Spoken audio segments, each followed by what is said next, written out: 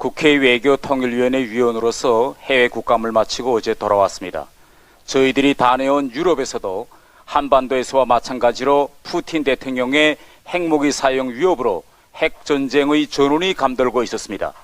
저희 국감반이 다녀온 영국이나 튀르키예 등 나토 성공국들은 푸틴의 핵 공갈이 위축된 것이 아니라 나토 핵 공유 전략에 따라 지난 17일부터 러시아 국경에서 1000km가량 떨어져 있는 지역들에서 핵무기 투발 연습인 스테드파스트 눈을 벌리고 있었습니다. 30개 나토 성원국 중 14개 회원국에서 60여 대의 항공기가 동원되어 있었는데 30일까지 핵무기 투발 연습이 진행된다고 합니다. 이렇게 유럽 나라들은 핵에는 핵으로 대응한다는 공포의 균형 원칙을 세우고 이것을 행동으로 옮기고 있었으며 이에 국민들과 여야 정치권 모두가 지지하고 있었습니다. 유럽 정치인들의 말에 의하면 나토 핵 공유 협정을 맺는 과정이 쉽지 않았다고 합니다. 나토 창설 초기 미국이 저들의 핵 우산을 추워도 의심하지 말라고 유럽 나라들에 계속 주장했다고 합니다.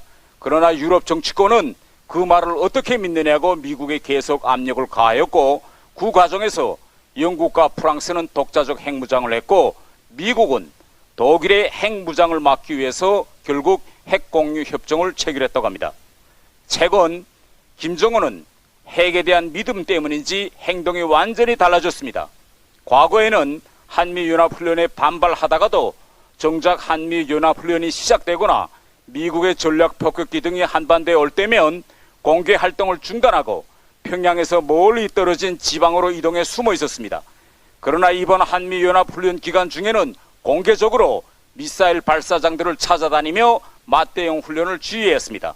한국이 실사격 포격 훈련을 하면 북한군은 수시간 안에 포문을 열고 있습니다. 남북 경계 완축 지역 내 사격을 금지한 남북 간 합의도 깨버렸습니다.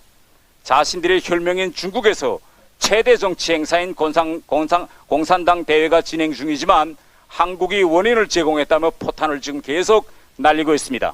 지금 북한은 핵이 터진 한반도에 미군이 절대 상륙하지 못할 것이라고 계산하고 있습니다. 북한이 수년간 핵을 앞세워 창끝을 계속 뼈작하게 하고 있으나 지금 우리는 연합훈련이나 미국 전략 자산을 동원하는 것과 같은 2010년대 중반의 대응책을 지금 다시 만지작거리고 있습니다. 북한의 무력 시위에 대응한다며 발사한 미사일이 뒤로 날아가 떨어지고 정상 발사한 에이테컴스 2발 가운데 하나는 어디로 날아갔는지 추적도 못하고 있습니다. 이런 대응으로는 김정은을 절대 위축시킬 수 없습니다. 지난 주말 경기 성남에 있는 카카오 데이터 센터에서 발생한 화재를 통해 북한은 한국의 새로운 약점을 발견했을 것입니다. 끔찍하지만 북한의 미사일이나 낡은 전투기가 수도권의 나라와 제2의 카카오 데이터 센터와 같은 핵심 시설에 자폭할 경우 어떤 상황이 벌어질지 한번 우리 상상해 봅시다. 우리가 북한의 핵 인질에서 벗어나 한반도의 평화를 지속시키는 길은 유럽처럼 공포의 균형을 만드는 길밖에 없습니다.